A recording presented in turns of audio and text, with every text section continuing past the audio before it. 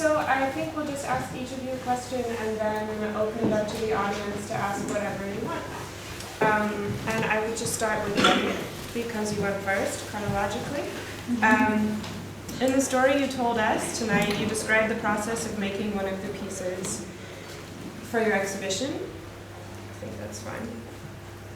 While this might appear to be a gesture of transparency towards the audience by revealing the story behind the work, we're not entirely convinced that your account is factual, or maybe the facts don't even seem as relevant as the fiction you make of them.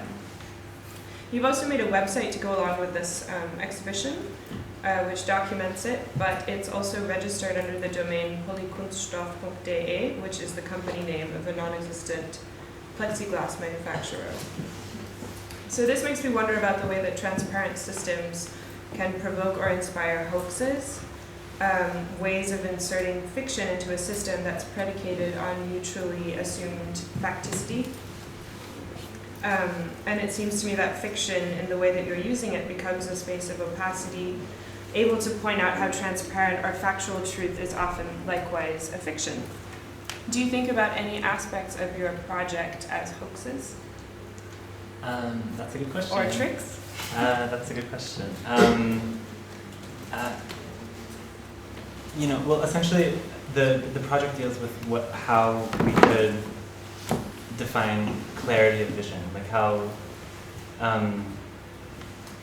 we as a people could see better. I see the evolution of transparency as this kind of slow progression, or the way that it's used as a slow progression of this conviction that we have absolute ability to see. Like we should have tools or systems or exchanges in place that even if we can't be in every single place seeing everything, somehow all of that stuff everything that occurs is observed.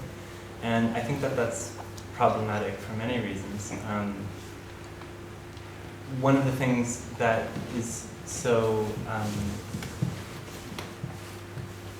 such a big factor of vision is the language of vision. We define what we see through the things that we're able to name. The things that we can't name, we also can't see. And so what interested me in plexiglass is that it's an enhancement of the lens, right? Whereas before, glass was always attached to a certain fragility. It was attached to a certain precarity. Once it gets enhanced as a lens, we also become convinced that what we're seeing through it also becomes more, we're more assured of what we're seeing through it. And that's a very interesting shift to me, that this thing in between could make us so much sure of what's happening on the other side. You were talking about the website. The first piece that I made for the show was, and I was explaining in the story that I couldn't get access into any of these shops, and that was this interesting irony that I wanted to work with. When I did a lot of research, of course, I found tons of material online of plexiglass being made. What was really surprising to me is that probably, 60 or 70% all came from one source, which is plexiglass.tv. And that was a real surprise to me, that this kind of material has a media outlet, that it actually has this political way of extending its language, right? Because essentially, plexiglass.tv, and the plexiglass's name is copyrighted to the Roman Haas Corporation. It goes back. The history of it is quite interesting.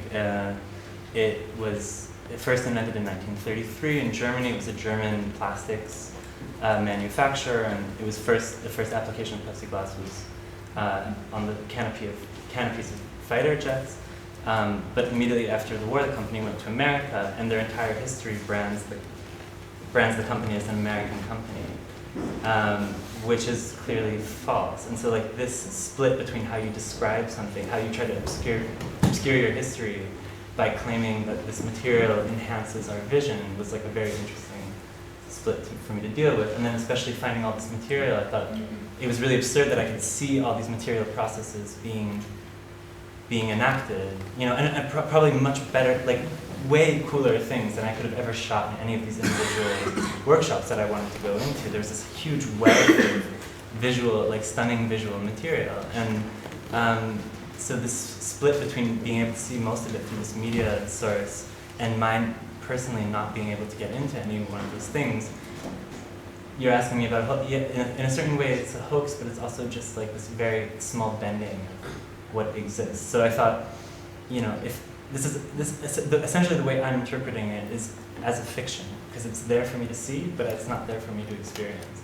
And so so the first piece is creating a fictional company by using all the material that I gathered online to create advertising for this fictional company. And then in terms of your question, like how the opacity, the possible opacities of my narrative, I mean, that was kind of like the only option I had to create multiple points of view. I didn't want to kind of point this accusatory finger or something. I just wanted to explain kind of an experience of mine. And that experience is fluid and it's prone to kind of whatever other deceptions all of our experience and all of our vision have. And that's what I really wanted to come across with the project. Yeah, it's more of an optical illusion than a hoax, maybe. Yeah, It's sure. It's an optical illusion. It's playing with something that it's playing with how you believe something that you're seeing. It's essentially playing with belief and the language around belief. Right, which is related to the language of vision. This relates really nicely to what I was about to ask both of you, which is about how a glass space engenders a place of performance, or it almost encourages performance within it. Just setting up this glass barrier is surveillance, but it's also performing for surveillance. And something I think you said at the very end of your talk was about transparency versus performance of self-transparency. And how transparency itself is performative. And there are lots of things I want to ask you about this, but I'm wondering if maybe you could just say a bit more about how in your own practice in designing spaces, not necessarily even spaces for performance, like in the play, you think about creating spaces of performance or performative spaces, or even in terms of the publication that you do, how that could be interpreted in a performative way. Perhaps we can add a source which makes this glass wall thing more lucid. It was Walter Benjamin who described in his Passagenwerk the effect that the shop window does to the product behind, which is just the glass front turns the product inside into something magical, because it gets out of touch, or you can't even come close to it. There is no smells, there is no coming around. It's just one perspective, and that's the best one. And it turns the product behind in something special, something which is somehow an object of desire. I think it's something like this in Benjamin. And it's actually even the same in a museum. You know, the glass structure, you can't touch the object, and it's like a kind of valorization. Being behind the glass, and the same is also true for the computer screen. So you can't get into it. And it's also a kind of, the transparency, it's kind of valorizing the object behind it. At the same time, and this is perhaps, this comes close to your question, at the same time it somehow freezes the object behind, or somehow it just takes life out of it. And for us, perhaps it's the other way around. We try to get into all those processes of architecture, which is always a production of of a space for performances. Even if it's the city space or the city stage, it's always there to make possible some events or some action. And I think in the process of architectural production, it's important to be aware of this process of, on the one hand, putting something behind a glass in order to valorize or in order to make it magic, and on the other side, open it up for some kind of performance that can include everybody, not only the objects, which is perhaps the actors or the artists behind this screen, because it seems that perhaps we could say the art space, the elitarian art space is somehow behind this glass wall, whereas architecture should produce something which just is welcoming to everybody and does not necessarily produce this glass wall, which is there in terms of institutions, perhaps. And concerning our publication, I just thought about a poem. It's shrink wrapped. So it's like plastic over it. It was not always, but some of bookstores told us that the customers prefer shrink-wrapped books, so maybe because of its valorized behind the shrink-wrapped plastic stuff. That's new.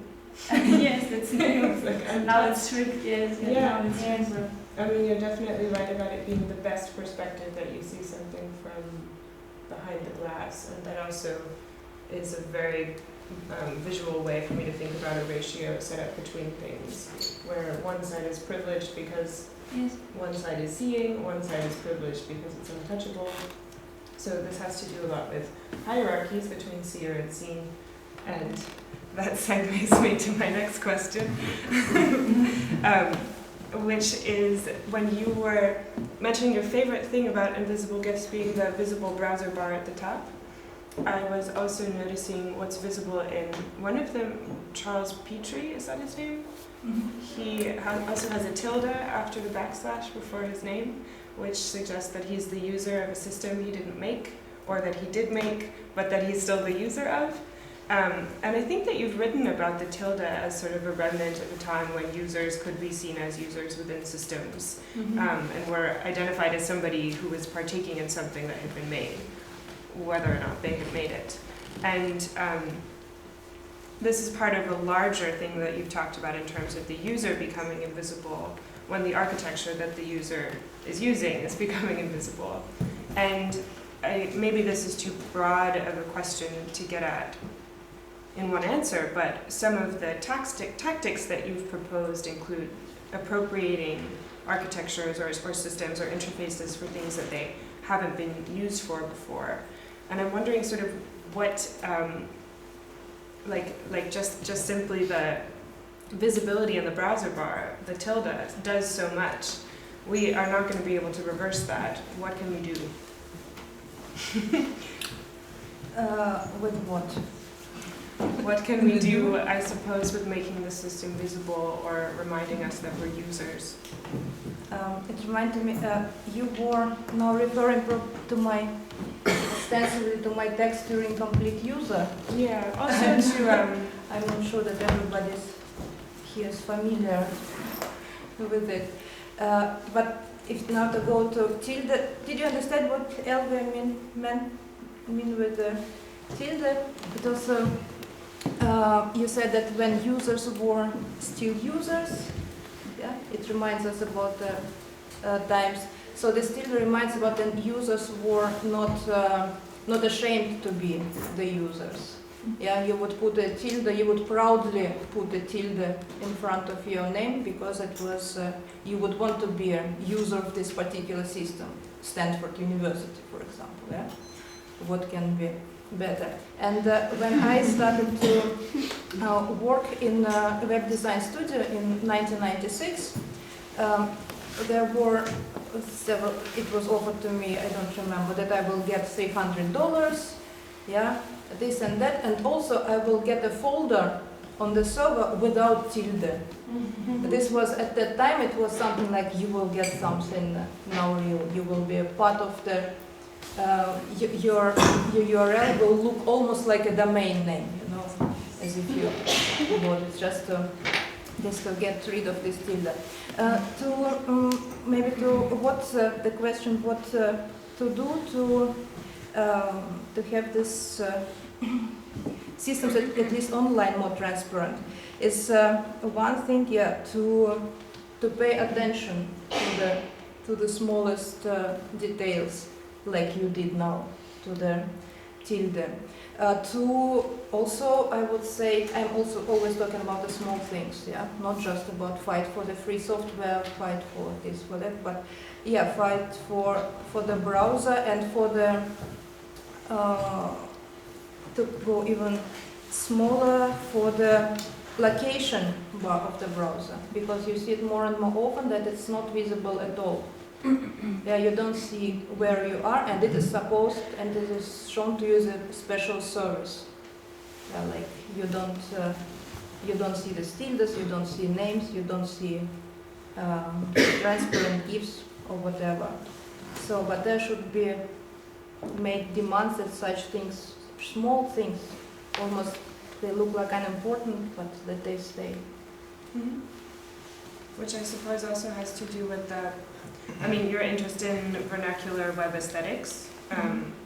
I think, I mean, maybe the idea of the small things being archived or remaining somewhere, like the archiving of the GeoCities, is a way of making you realize those things even when they're not so prevalent or so immediately apparent.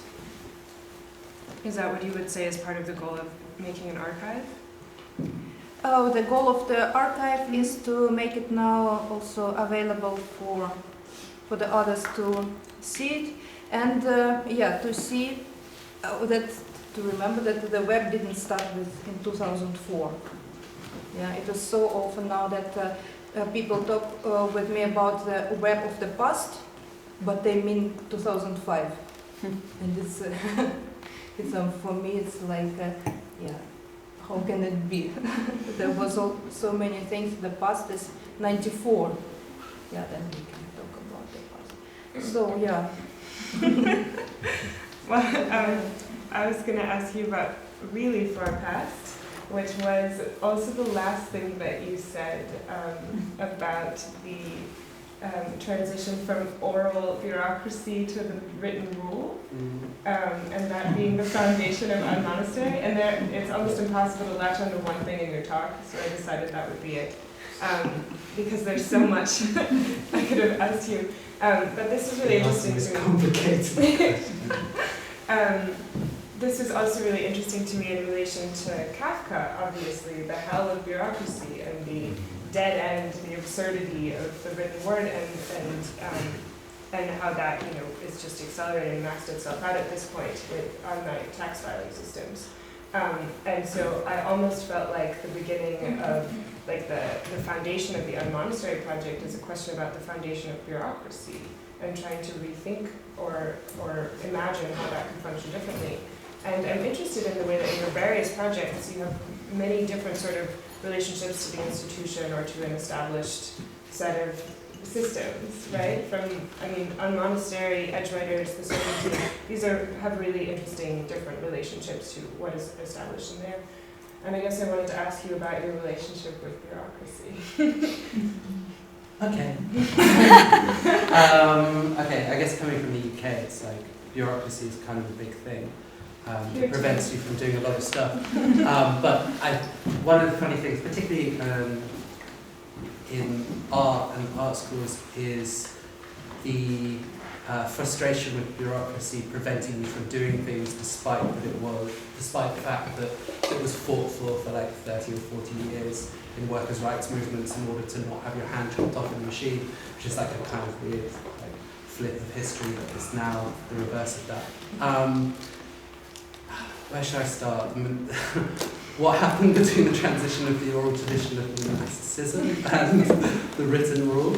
Okay, there is a really good text that I'm attempting to unpick, and it wasn't the foundations of the Unmonastery project. The monastery was more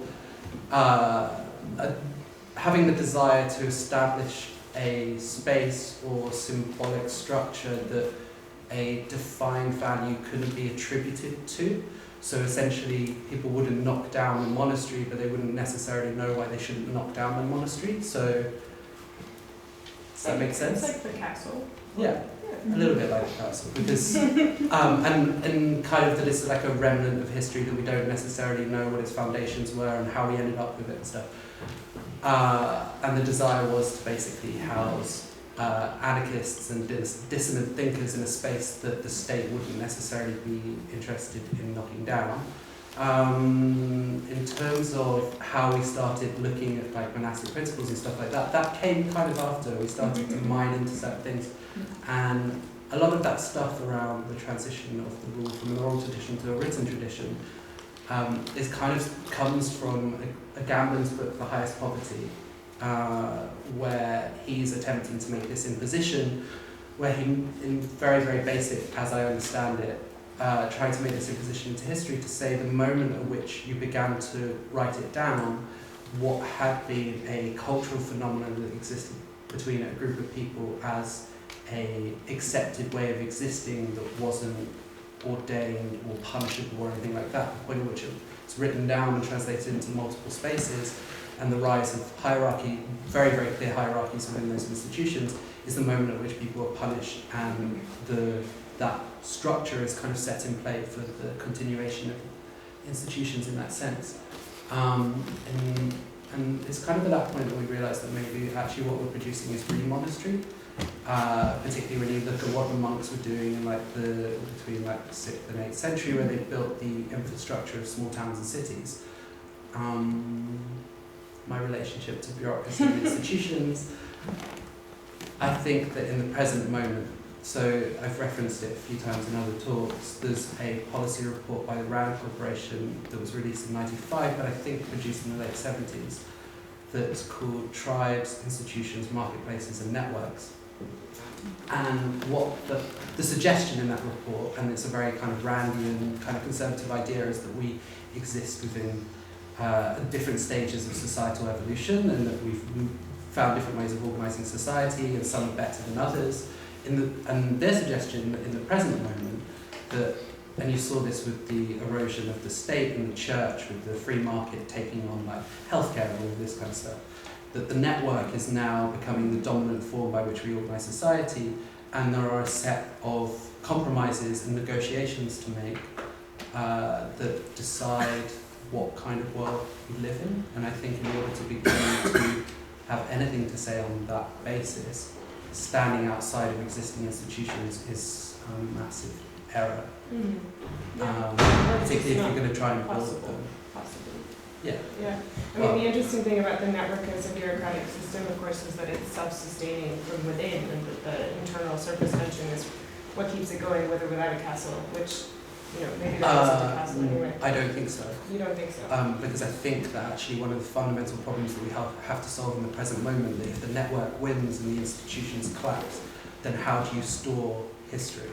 Because classic institutions have been trained over hundreds of years to things that cannot be inscribed in writing, that are passed through one person to the other. Like, and corporations are particularly good at this, of like retaining tacit knowledge and saying, this is the way that we write this document, this is the way this decision is passed on.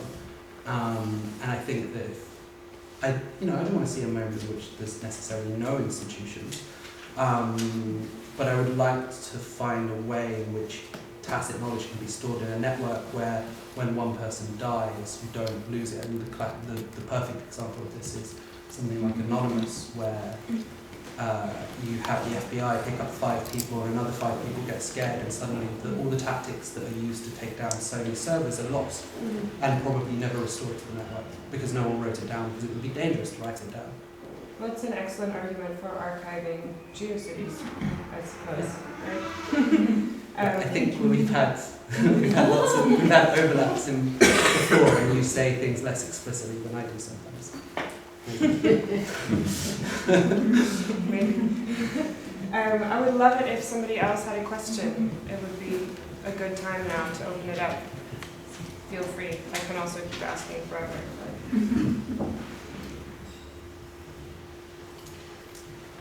I would like to ask a question. Do you know that?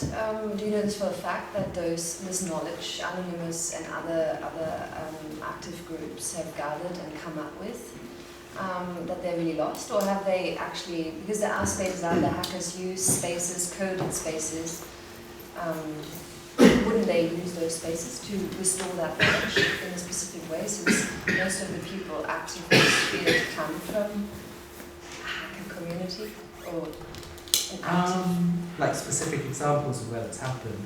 I think with LulzSec and people like Jake Davis not being able to speak to their friends and communicate and not participate in a community that they essentially grew up in has limited their. I mean, you haven't seen, and it's demonstrated since LulzSec was taken out, you haven't seen another example of that manifest in Anonymous, and that was a really unique stripe of being able to run a propaganda machine in that way.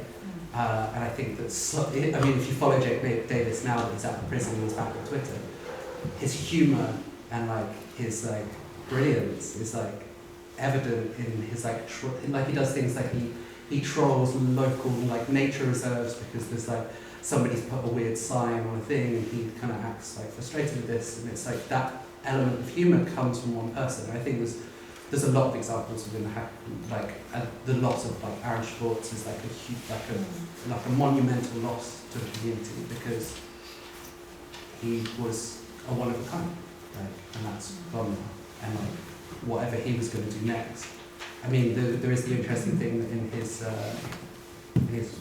like essentially his will, he states all the people that all of his hard drives will go to. And I mean, as a radical act of transparency, saying that every piece of data that you've ever touched, all your history and everything else, is going to be made available for these people to upload to the internet. It's a I mean, how many people would, I mean, raise hands? How many people would do that? Anyone? No one's got anything to hide? What, hiding things in on servers? Mm-hmm. Well, Everything. I mean, well, I kind of had a question, sorry, related to this. Do you think that this kind of evolution to decentralizing knowledge, like as if it was centralized of being internal, like in our brains, and then external from the written language to a network information society online, do you think that that's taking power away? Like, I mean, this is of course this From who? from, I mean, should we start to rethink about our own memories as capacity for valid information saving kind of thing? Is this something that you, I mean... Okay, I mean, I think a good example in the context of some of the things that we've spoken about is like, I don't think that Snowden has like, the other half of the crypto key to the stuff that he's got written down on a piece of paper. So there are certain things that there is a necessity. It's strange that we've got to a moment in which there is a necessity to store things in your brain and not on any other device. And I think it's the same for the other half of the crypto key for WikiLeaks is Glassjar, which is this kind of insurance policy where they have a ton of terabytes of files, probably all of the stuff that Bank of America's done that wasn't okay, stored online, ready to kind of drop it. But isn't it just scattering? Like, is all of this information is scattered between the network online and in multiple people's brains and maybe on pieces of paper? Yeah. And so, I don't know, I don't want to draw the subject too far away from what other people have been speaking about, but I think that there are tactics available in not putting something on a device, and maybe the best example is like in 2009, No, actually, I think it was like 2002. There was a military general in the US that ran a war game, and he took down the whole of the US's infrastructure in the space of like six weeks because he didn't use any modern technology. He just used motorbike couriers and passed messages between different guerrilla groups. Well, yeah, again, I think this is something we touched on a lot in the last session, opacity, because these are what we would call tactics of opacity, or ways of, analog, I guess, for a better way of putting it. Unfortunately, we'd like to think that opacity doesn't mean not using network technology. And I think, of course, we need to think about it in maybe more literal or basic senses as well. So I don't know, maybe one of you could speak to this, or maybe we could have another question. I don't want to get too stuck on Snowden. It always goes downhill. You don't know what it means yet. Yeah. So I have a question for you, Yes. very far away from Snowden, and close to Kafka. Because you've mentioned in your speech the kind of way towards the small cities and towns, and I was wondering, because the feeling that brought Kafka to the need of expressing this absurdity, it was a certain failures of the system. So you did have Soviet Union with the satellite countries. You basically could not do anything out of the system, and the most simple things, they were produced in such a way that a top part would be produced in Poland, the down part in Lithuania, and the middle part somewhere far in Russia. You would never get together. Everything was missing, and this feeling of absurd was the thing that brought Kafka to what he was writing. And obviously, you do not get that when you downscale, when you go a very small community. And I was wondering to get to transparency whether you think that maybe any system that you will have will fail because we can apply certain measures of transparency, but we cannot see that far.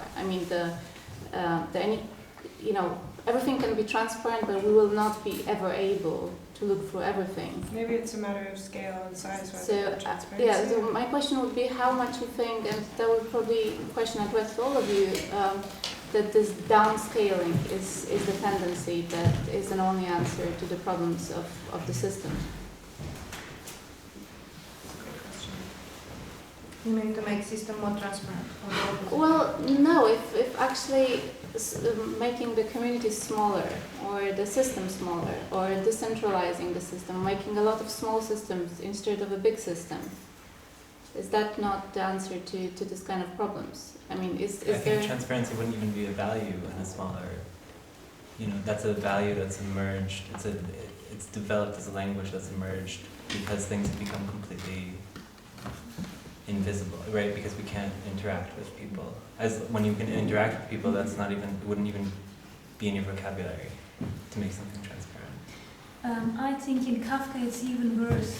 I feel Kafka is scaling down the problem to the individual, to the subject of K, the land surveyor, who tries to access this structure, this absurd, intransparent structure, and the more he tries to access the castle, the less he is able to come close to it. But at the end, there is no end because it's a fragment. But at the end, I just got the invitation, more or less. But then he dies of fatigue, he's tired and he dies. He just falls asleep and the story is ended. And I think this is the one thing that this structure is in everybody, in every one of us. Not only something which is external or a power which can be localized somewhere outside of us, but which is the structure of our thinking, of our modern thinking. Yes, it's also a problem of modernization. Kafka is talking about, and at the same time he's talking about a village. He's talking about this small village in times where the metropolis has grown to really huge cities, and he could have talked about Berlin, for example, or any other big European city at that time, but he just chose this small village to show that the mechanisms function at any scale. Sounds a bit pessimistic, I know, but I think that's what Kafka is like. Yes, truly pessimistic. It could just be Kafka. Sorry? It could just be Kafka. Yes. Yeah. On the other hand, do you think that it is a question of scale, more or less? No, I don't know. I guess I would kind of, I don't know. Somehow, I think Kafka's talking about, yeah, it's a problem with modernization, but I think it's also a pre-transparent problem. That it's just a problem of how, I read once about Kafka from like Elias Canetti that he knew so much about power because he was always under it, because he never had any. And his not having any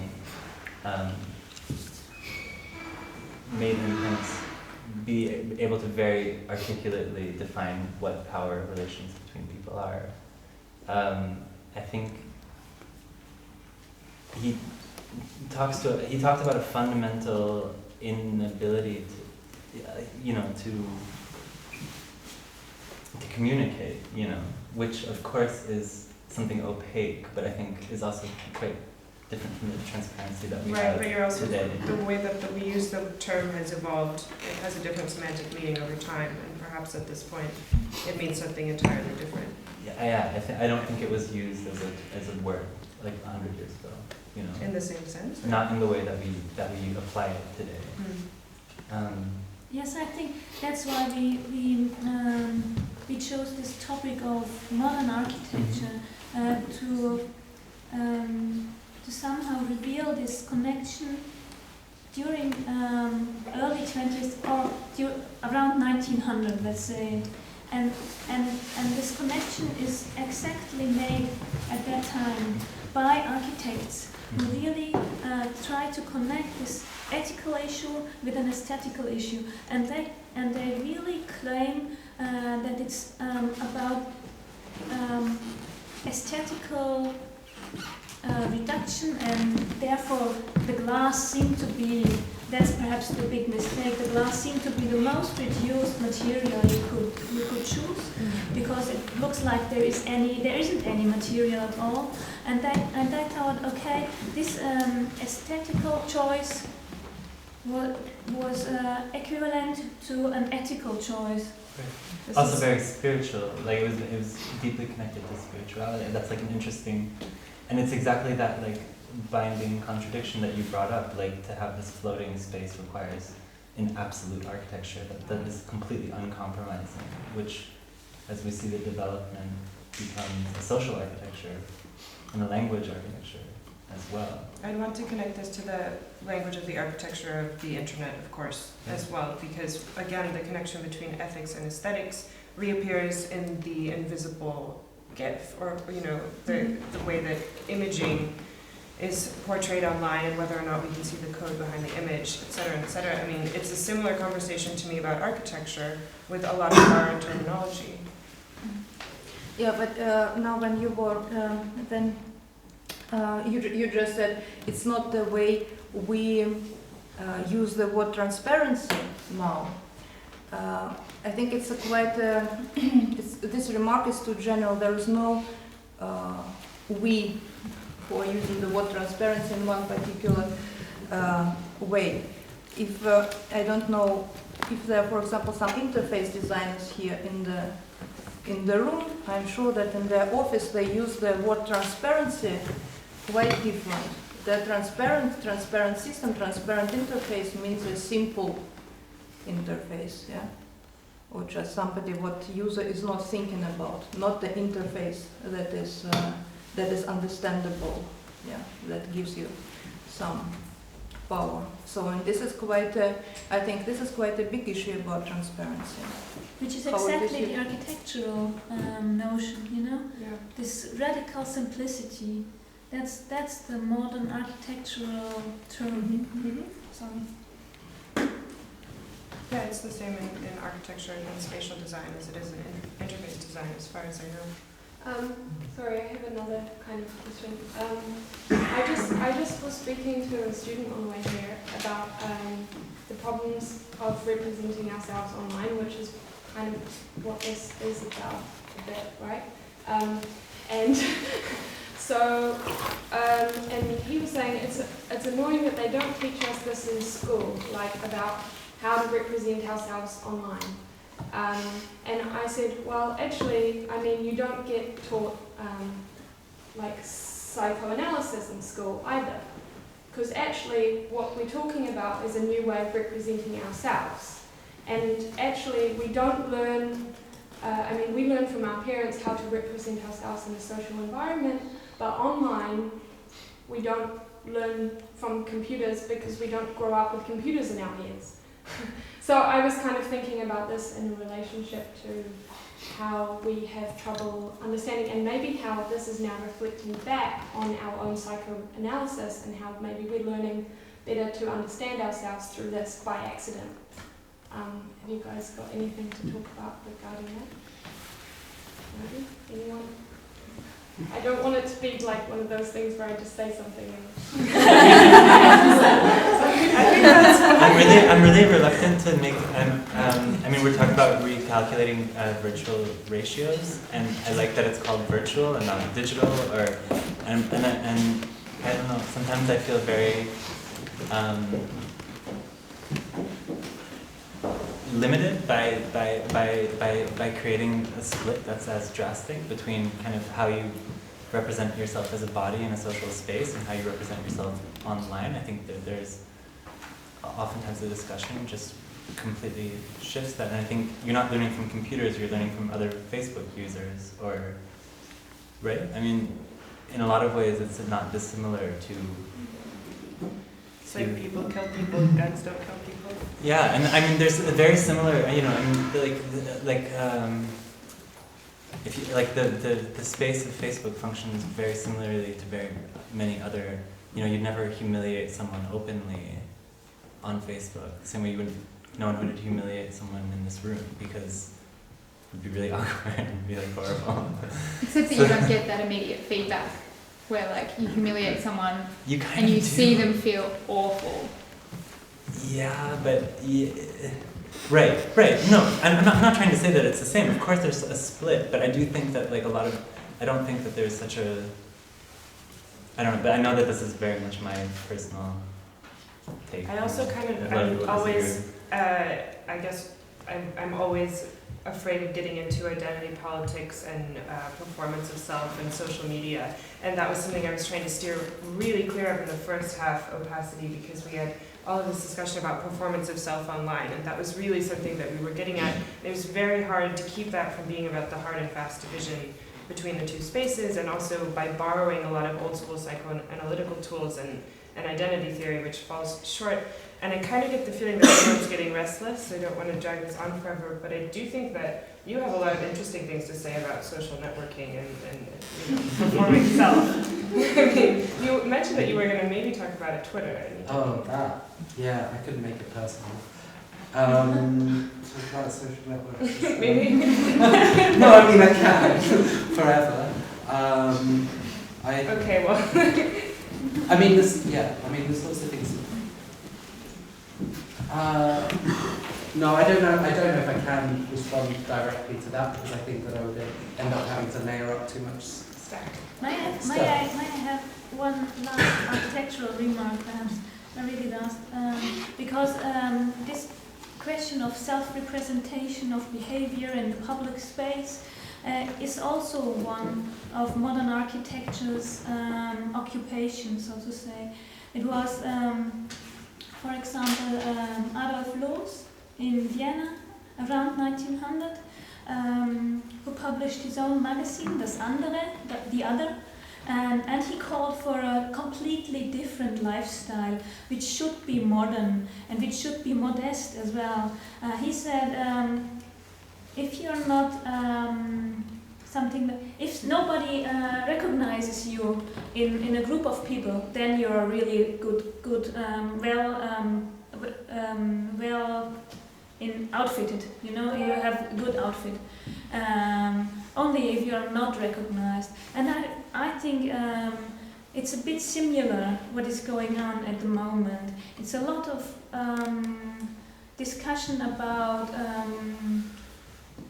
some moral questions, and I feel modern architecture or modern art at the beginning of the 20th century just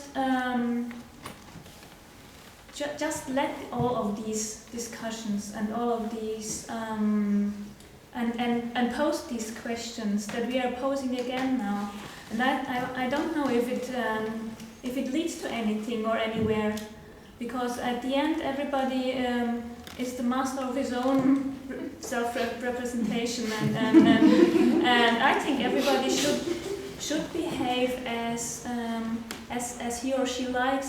It's perhaps a really sensitive border with youth or with children or something like that. But again, this is also part of the history of our modern society, Jugendschutz or something like that. But then this brings up a problem again when we're representing ourselves online through another corporate identity. But anyway, maybe this should end. Why is it a problem?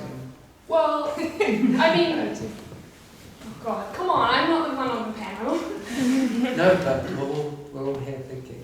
Why do you think it's a problem? But I feel like this discussion has been going on for ages about how, I mean, you know, we're feeding into a network that's, you know, sending us advertisements back or whatever. And I mean, for example, I don't want to be represented as blue with the word Facebook.